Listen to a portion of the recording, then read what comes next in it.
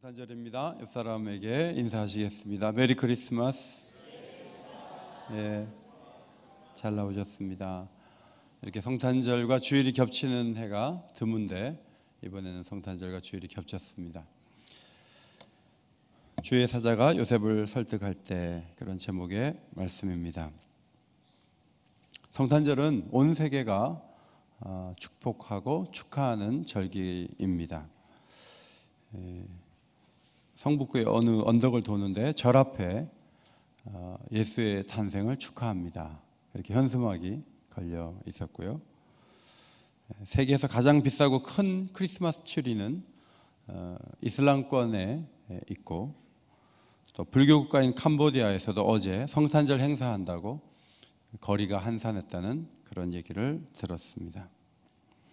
어제 운동하러 잠시 오전에 갔었는데 갑자기 교회를 무척이나 싫어하는 총무님이 오늘 목사님이 오셨습니다. 내일 성탄절인데 한마디 해주시겠습니다. 예고도 없이 갑자기 그렇게 가갖고 아니 이 교회도 아닌데 무슨 이런 얘기를 나한테 하라고 하나, 이렇게 우리 사회가 개방적이구나, 이제 그런 생각을 했습니다. 성탄절은 불신자들도 기뻐하는 날이죠. 그러나 예수님이 태어날 때 두 사람에게는 너무 충격적이고 힘든 그런 일이었습니다. 한 사람은 마리아고 한 사람은 요셉이죠. 결혼식 이전에 마리아와 경계선을 잘 지켰던 약혼자 요셉이 너무 충격을 받았습니다. 배가 불러오고 임신했다, 약혼자가 임신했다, 둘 중에 하나 아니겠습니까? 하나는 전 애인을 만났든지 아니면 어두운 데 가다가 어려운 일을 당했든지, 어쨌든 끝내야 되겠다, 이렇게 조용히 끝내야 되겠다라고 생각을 했는데 천사가 와가지고 끝내지 마라, 데리고 와서 살아라, 이렇게 설득을 했단 말이죠. 자, 어떤 말로 설득을 했길래 한 번에 이 설득이 되었을까? 이 설득한 내용은 기독교인인 우리가 붙잡아야 될 교리적 핵심입니다. 그리고 불신자들에게 그리스도를 증거할 때 사용할 수 있는 기독교 메시지의 굉장히 중요한 요약이라고 볼 수가 있는데, 오늘 세 가지를 말씀하고 있습니다. 먼저 20절 말씀, 마리아에게 어떻게 이런 일이 일어났는지를 설명했는데 따라 합시다. 그에게 잉태된 자는 성령으로 된 것이라. 둘 중 하나잖아요. 하나는 배신이고 하나는 사고인데 둘 다 아니라는 거예요. 성령으로 잉태됐다. 전혀 생각하지 못한 놀라운 대답. 성령으로 잉태되셨다. 한 번도 그런 일이 없었습니다. 역사 가운데 딱 한 번 성령으로 아이를 가진 그 마리아의 약혼 관계, 그 위치에서 가장 감정 조절을 하기 힘든 바로 그 사람이 그것을 받아들였어요. 여러분 가운데 혹시 동정녀 탄생 못 믿겠다 하고 흥분하시는 분이 계시다면 요셉도 가만히 있는데 여러분이 그렇지 않기를 바랍니다. 그 사람이 정말 받아들이기 힘든 사람인데 그 사람이 받은 거예요. 놀라운 헌신을 한 것이죠. 처녀가 아이를 낳는 건 상당히 받아들이기 어려운 일이죠. 우리나라 속담은 아니고 옛날부터 전해 내려오는 말에 그런 말이 있습니다. 처녀가 애를 낳아도 그 다음 뭐죠? 어떻게 이렇게 잘 아세요? 처녀가 애를 낳더라도 할 말이 있다더니, 그런 문화권에 복음이 전해져서 예수님이 어떻게 태어났는지를 설명을 할 때 사람들의 머릿속에는 처녀가 애를 낳아도 할 말이 있다더니 이게 무슨 말이야? 보통 이 말은 어떻게 씁니까? 도저히 반응할 수 없을 정도로 부끄럽거나 확실한 그런 가운데 변명을 하면 처녀가 애를 낳아도 할 말이 있다더니 저 여자가 저렇게 얘기한 게 아니지, 이렇게 얘기를 우리가 하지 않습니까? 그런데 복음이 전해지는 곳에 이 문제가 터지는 거죠. 이 문제를 거론하는 거죠. 이건 참 받아들이기 어려워요. 저는 세례교육을 하면서 많은 분들을 다음에 받도록 했던 부목사였습니다. 그래서 눈빛을 보면 알아요. 이렇게 딱 보면은 집안 분위기의 강압에 의해서나 혹은 취업을 위해서 교회 와서 세례 받으려고 앉아 계신 분들이 계세요. 여러분, 제가 우리 터놓고 얘기합시다. 처녀가 애를 낳았는데 그게 믿어져요? 그건 있을 수 없는 일이거든요. 뭐 이거 안 믿어지는 게 죄는 아니에요. 우리 솔직하게 얘기합시다. 1대1로 말하면요, 많은 경우 안 믿어집니다. 그럼 이제 제가 다음에 받으라, 그렇게 해서 몇 사람을 다음에 받게 했습니다. 부목사님들은 세례교육 하실 때 이 부분에서 확실하게 짚어주셔야 돼요. 그 다음에 또 묻죠. 3일 만에 살아나는 건 믿어지냐고. 그러면 안 믿어진다 그러면 다음에 세례 받으라 그래요. 아이가 성령으로 잉태됐다. 여러분, 이 대답을 여러분이 약혼자 위치에서 들었다고 했을 때 어떤 반응을 보이시겠습니까? 물론 꿈은 일방적이기 때문에 영화 같잖아요. 영화에 내 감정과 내 생각을 집어넣을 수 없잖아요. 이미 영화는 이게 보여지는 것이니까, 꿈도 이렇게 쫙 보여지니까 요셉이 그냥 일방적으로 듣는 거죠. 일방적으로 보는 거예요. 그렇게 해서 성령으로 잉태됐다, 이제 그런 얘기를 들었어요. 꿈에서 깨자마자 그건 꿈이고 난 도저히 못 받아들이겠어, 이럴 수 있잖아요. 그런데 요셉은 그 성령으로 잉태된 것을 수용하고 받아들이는 믿음의 헌신자가 되었습니다. 예수님이 성령으로 잉태하신 이유, 왜 하나님은 이런 방법으로 아기로 태어나게 하셨을까? 여러분이 아시는 것처럼 남자 여자가 만나서 낳은 아이는 죄성을 가지고 태어나죠. 안 가르쳐줘도 시기하고, 안 가르쳐줘도 죄짓고, 안 가르쳐도 자기중심적이고. 그런데 성령으로 태어나셔서 죄가 없으신 거예요. 무유미 없으신 거예요. 용서하시고 사랑하시기만 하는 거예요. 완전한 의인이요 완전한 신으로 그렇게 오신 것이죠. 성도 여러분, 이 놀라운 사실을 꿈 한 번에 요셉이 믿었다는 게 믿어지십니까? 요셉이 받아들인 것보다 더 놀라운 일이 있습니다. 그것은 우리같이 의심 많고 우리같이 생각을 많이 하는 사람들이 동정녀 탄생을 믿는다는 거죠. 성령으로 잉태되신 예수께서 베들레헴에서 태어나신 것을 저는 믿습니다. 여러분도 믿으십니까? 아멘이 조금 심상치가 않습니다. 일부 예배 때 여러분보다 훨씬 적은 수가 왔는데 훨씬 더 크게 아멘 하셨어요. 자, 잠이 안 깨신 분들이 계셔서 그런 것 같은데 다시 한번 묻겠습니다. 예수님께서 동정녀 탄생하신 것을 믿으십니까? 예, 한 3분 정도는 대답을 안 하고 계십니다. 제가 빠르게 이게 싹 봤는데 한 3분 정도 대답을 안 하셨어요. 여러분, 불신자들이 처녀가 애를 낳았다라고 얘기를 하면 믿어주겠습니까? 안 믿어주겠습니까? 안 믿어줘요. 그러나 중요한 것은 요셉도 믿었고 우리도 믿는 이 사실이 선포될 때 불신자라 할지라도 성령이 마음을 열어주실 때 믿게 될 것을 기대하시기 바랍니다.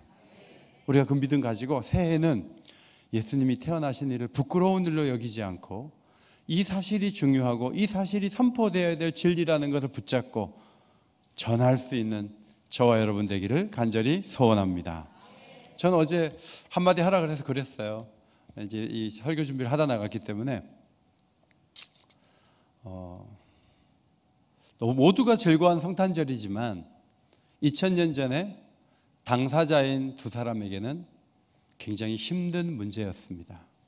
처녀가 아이를 낳는 이 일이 2000년이 지난 지금 수많은 사람에게 기쁨이 된 이유를 여러분 잘 생각해 주시면 좋겠습니다 하고, 제가 거기 탁구장에 있는 사람들에게 전부 카드 썼어요. 앉아가지고 탁구는 안 치고 카드 써서 하나씩 다 줬는데 사람들이 목사님한테 이거 받아서 너무 기쁘다 그러면서 다 받아갔어요.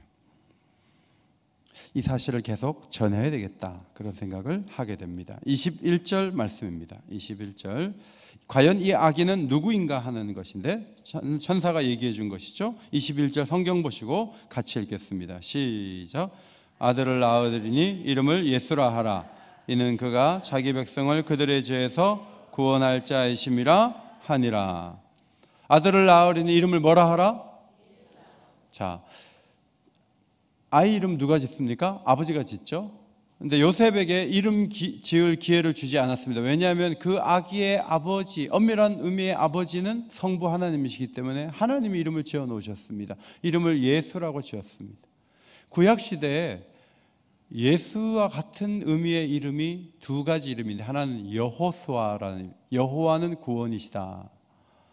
그 다음에 아람어로 함축해서 예수아라는 사람이 있어요. 그 두 인물은 예수의 또 다른 이름으로서 그 예수님의 그림자처럼 사역했던 사람들의 이름이었어요.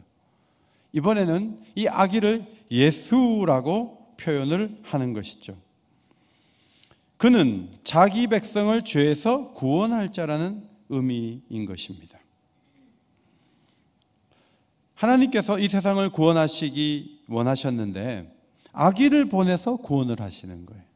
이것은 굉장히 놀라운 일입니다. 여러분 앞에 보시면 이게 태양이거든요. 태양이 지구 지름의 109배인데 지름만 130만 킬로미터예요. 130만 킬로미터. 이게 태양의 지름이거든요. 자동차를 한 10년 타면 10만 킬로 타잖아요. 근데 130만 킬로예요. 10년 자동차 탄 것보다 훨씬 더 긴 그 지름을 가진 이 태양을 하나님이 뭘로 만드셨냐면 빛이 있으라 하니까 생겼어요. 믿어지십니까? 말 한마디로 지름이 130만 킬로 되는 불덩이가 만들어진 걸 믿으십니까? 네. 여기서는 또 몇몇 분은 진짜 상당히 제 처녀까지는 봐주겠는데 태양도 믿으라고? 태양을 그렇게 해서 여러분 전능하신 하나님이 말씀으로 해를 만드신 줄 믿습니다. 우주를 만드셨습니다. 그렇다면 우리 죄를 없애는데 말 한마디로 얼마든지 할 수 있는 능력이 있으신 거예요. 네. 그런데 말 한마디로 없앴느냐 하면 우리 죄를 그렇게 없애지는 않으신 거예요. 어떻게 없앴냐 하면 인간의 모양으로 자기의 아들을 보내신 거예요. 우리 아이 중에 누가 아프리카 오지에 가 있다 그러면 엄마의 마음, 아빠의 마음이 얼마나 점이겠어요. 그런데 이 땅에 자기 아들을 아기의 모양으로 보내서 그 보내는 그 자체로 구원하는 게 아니고 그 아이를 키워가지고 십자가에서 죽게 하는 거예요. 그리고 모든 죄를 짊어지고 죽은 다음에 3일 만에 부활시키시고 겉으로 볼 때는 약해서 죽고 정치적인 결탁에 의해서 희생된 것처럼 보이지만 그것을 하나님은 구약에서 죽었던 양의 죽음으로 받아들이시고 그 예수가 나를 위해 죽었다는 것을 인정하는 자마다 구원할 수 있는 길을 여시기 위해서 아기 예수로 세상에 보내신 거예요. 이것이 하나님의 선택인 것을 믿으시기 바랍니다. 얼마나 놀라운 일을 하셨는지 몰라요. 저와 여러분은 이것을 비효율적이라고 생각할 수 있어요. 그래서 십자가를 어리석다 그렇게 말하는 거예요. 전화 한 통이면 될 걸 직접 가가지고 말할 필요 없잖아요. 전화로 얘기하면 돼요. 앞으로 병원도 안 가고 스마트폰으로 정보 보내고 하면 의사가 알아서 처방전 보내주면 그걸로 약 타다가 먹으면 돼요. 택배로 드론으로 약이 이렇게 오고 나는 가만히 있는데 막 의사도 만날 필요 없고 약사도 만날 필요 없고 막 공중에서 드론이 왔다 갔다 하면서 나는 가만히 있으면서 받아먹고 이거 굉장히 진보된 대단한 사회 아닙니까? 그런데 하나님이 그렇게 아기를 보내가지고 그런 방식의 구원을 이루신다는 거죠. 이 사실을 처음 들었던 사람이 바로 이 요셉이었습니다. 예수님이 이 땅에 오셔서 오늘 김소연 집사님 기도하신 대로 냄새나는 곳에 누이셨잖아요. 너무너무 초라한 모습으로 목수의 아들로 크면서 집안이 어렵잖아요. 늘 동생도 많고 사역을 할 때도 무슨 경제적 지원이 없으니까 잠잘 것도 없이 그냥 이렇게 이슬을 맞아가며 그렇게 생활을 하시고 제자들의 발을 씻기시면서 종처럼 사역을 하시고 그리고 결국에는 십자가에 죽으신 거죠. 이런 구원을 위해서 태어난다는 자세한 얘기는 듣지는 못했어요. 그냥 구원을 위해서 이 아이는 세상 죄를 죄에서 건질 그런 아들로 난다는 그 단순한 정보를 받고 아니 그런데 그런 복잡한 얘기를 나한테 왜 해요? 나는 잘 모르겠어요. 제가 그걸 왜 협력해야 되는데요? 됐어요. 이럴 수 있잖아요. 근데 요셉이 그렇지 않고 제가 그 일에 협력자가 되겠습니다. 제가 헌신하겠습니다. 그렇게 나온 거 얼마나 귀합니까? 여러분, 의료를 통한 수명 연장이 앞으로 굉장해서 웬만한 부속은 바꿔 끼고 해갖고 우리가 100년, 200년도 산다 이런 얘기를 합니다. 정치 개혁을 잘하면 보다 나은 사회가 이루어질 수 있다고 얘기합니다. 복지 수준을 높이면 좋아진다고 얘기합니다. 학교를 많이 세웁니다. 열심히 하는데 정말 좋아지는 변화보다는 더 문제들이 많은 거예요. 제가 우리 유치원을 이렇게 봐도 애들을 사랑하고 이렇게 하는 교사들이 저녁 늦게 남아서 행정 작업을 너무너무 많이 해야 돼요. 진보된 사회로 갈수록 머리 아프고 복잡하고 준비할 일들이 너무너무 많아요. 그래갖고 정말 진정한 의의를 이루고 교육의 목적을 성취할 수 있을 것인가? 아니요. 세월이 흐르면 흐를수록 점점 더 힘들어져요. 저는 전도서 3장 16절을 보면서 그렇구나 이 말씀이 참 공감이 됐는데, 전도서 3장 16절 앞에 보시고 같이 읽겠습니다. 시작. 또 내가 해 아래에서 보건대 재판하는 것 거기에도 악이 있고 정의를 행하는 것 거기에도 악이 있도다. 여러분, 검찰이었다가 변호사 되는 사람도 있지만 부장판사 하다가 변호사 되는 사람도 있어요. 그러면 재판 언도를 내린 사람이 후배고 이쪽에 변호사하고 선후배 관계예요. 그러면 눈만 이렇게 한번 해도 저쪽에서 부장판사가 다 알아먹어요. 재판을 해도 거기에 악이 있고 개인적인 인연이 있는 거예요.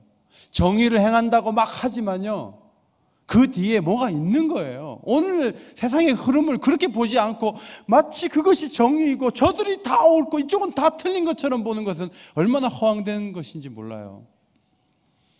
여러분, 아무리 개발되고 아무리 좋은 일이 시도된다 할지라도 거기 악이 있는 거예요. 그러므로 그것으로는 구원이 안 되는 거예요.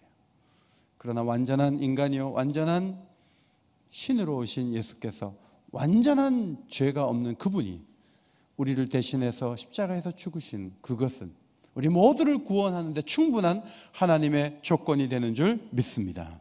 이 구원은 영혼의 구원만이 아니라 삶 속에서의 구원도 이루어지는데, 삭개오 집에 가서 하루 딱 있다가 있고 아침에 딱 되니까 삭개오가 얘기하는 거예요. 자기 재산을 절반을 팔아가지고 하고 토색한 거 4배나 갚겠다 그러면서 자기가 술술술술 막 이렇게 나와요.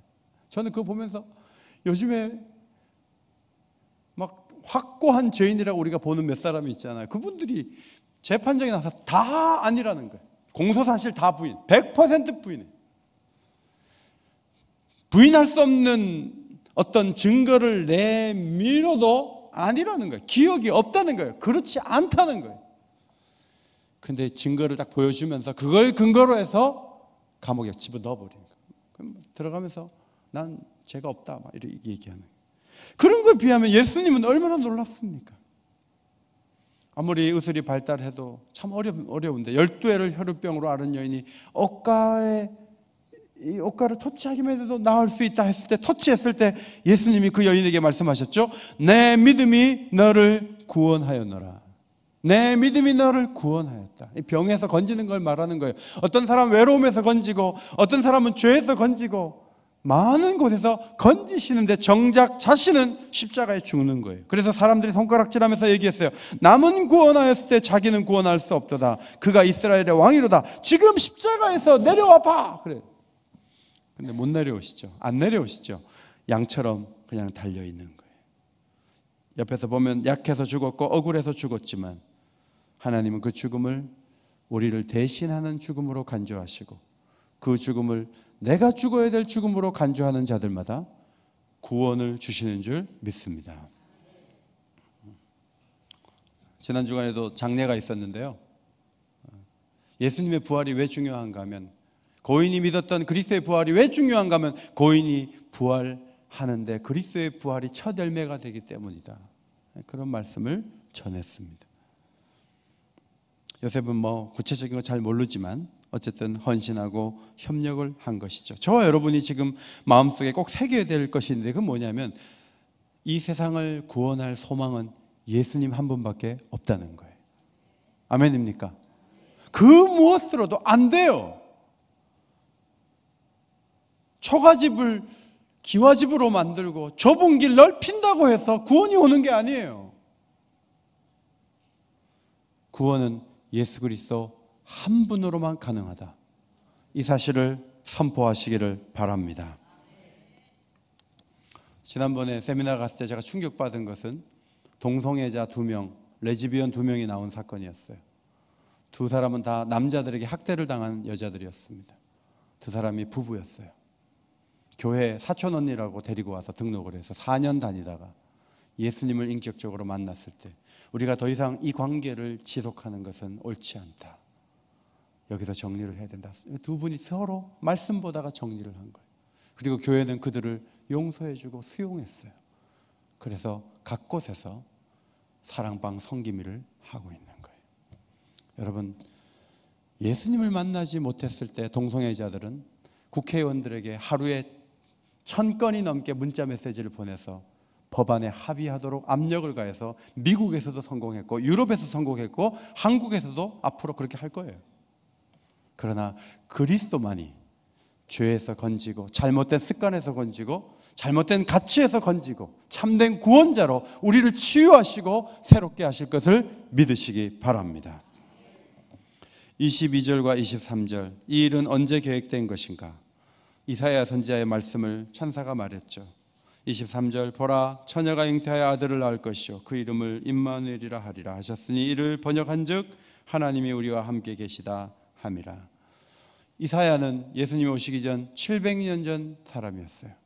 처녀가 아이를 낳아서 임마누엘로 오실 것을 미리 예고했고 그 예언대로 지금 이 일이 마리아의 몸에서 일어났다. 그 사실을 밝혀주었습니다.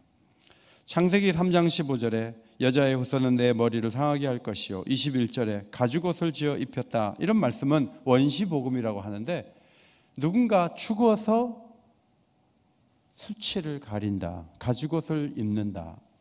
그리스도께서 죽어서 우리의 죄의 수치를 가리우신다. 이 계획은 이미 아담과 하와 시대에 있었고 사도 바울은 에베소서 1장 4절 5절 말씀에서 창세전에 그리스도 안에서 우리를 택하사 자기의 아들들이 되게 하셨다는 말씀을 통해서 그리스도께서 이렇게 오실 것, 또 우리를 구원하실 것은 세상을 만들기 전에 이미 세워졌던 계획이라는 것을 밝혀주었습니다.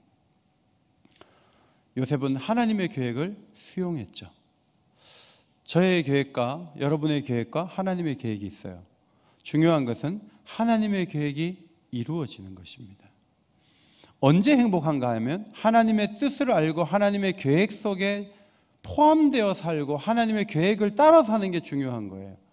내 계획과 내 기분과 내 생각과 내 주관은 그렇게 중요한 게 아니에요.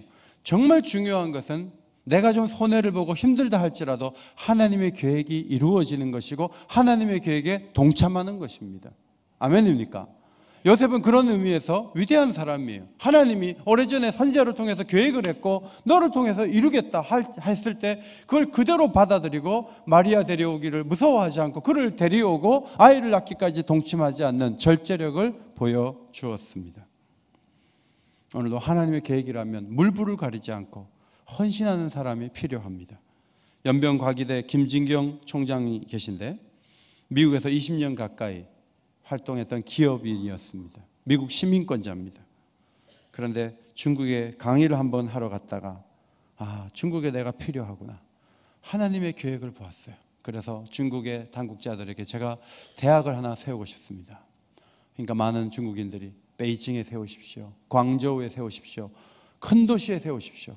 자기가 한국 사람이니까 조선족이 많은 연변에다가 대학을 세우게 되었습니다. 사람들이 말합니다. 조선 사람들은 작은 일에도 고발하고 외국에서 아주 못된 그런 성향을 보인다는, 진짜 고발을 많이 당했지만 그는 전 재산을 학교 설립에 투자하면서 기부하면서 학교를 세웠습니다. 그런데 놀라운 사실, 여기에 교수님들을 청빙하는데 많은 석학들이 연변과기대에 오는 거죠. 미국인 가운데 노마라는 분이 계신데 이분이 연변과기대에 오십시오 이렇게 한마디 했대요.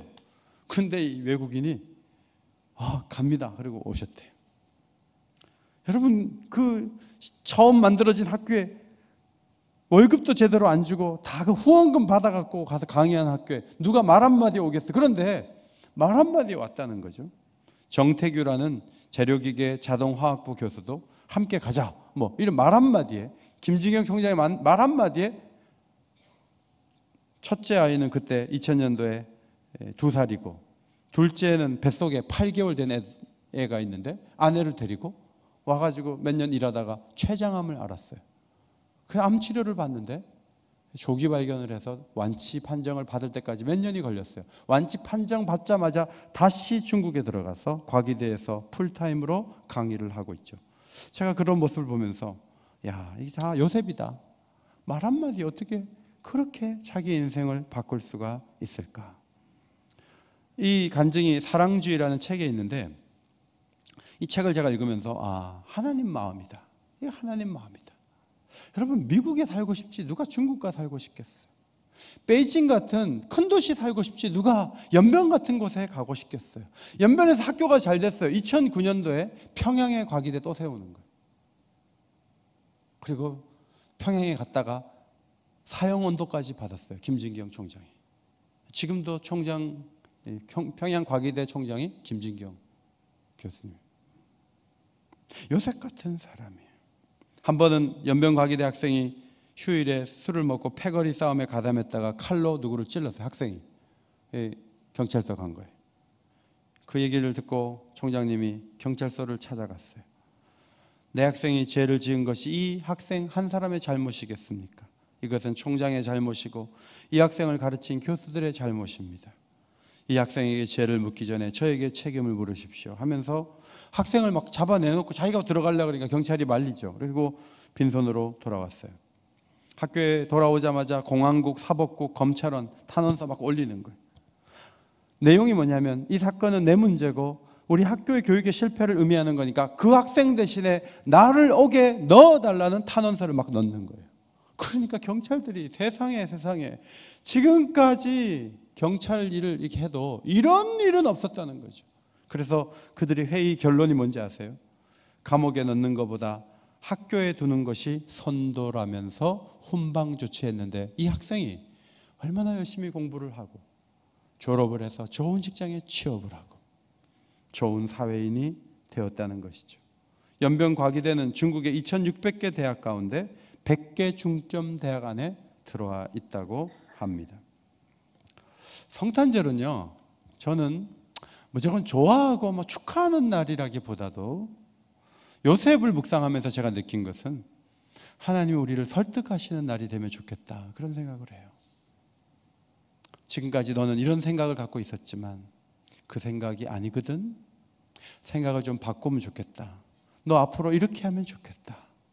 이렇게 설득하실 때 그 설득을 받고 내 삶의 길을 바꿀 수 있다면 요셉과 같은 헌신자로 쓰임을 받을 수 있는 거죠. 오늘 하나님께서 여러분을 설득하는 아름다운 성탄절이 되시기를 예수의 이름으로 축원합니다. 축원합니다. 하나님 고맙습니다. 요셉을 설득하셨습니다. 그리고 아기 예수의 아버지가 되게 하셨습니다. 저희도 요셉처럼 동령녀 탄생을 믿고 하나님께 설득되어서 주일마다 예배를 드리고 하나님을 의지하는 자녀들이 되었습니다. 또 다른 영역에서 하나님의 설득을 받게 하시고 순종의 길을 걸어갈 수 있도록 저희들을 인도하여 주시옵소서. 영광과 찬송을 온전히 올려드리는 성탄절이 되기를 간구하오며 예수님의 이름으로 기도하옵나이다. 아멘.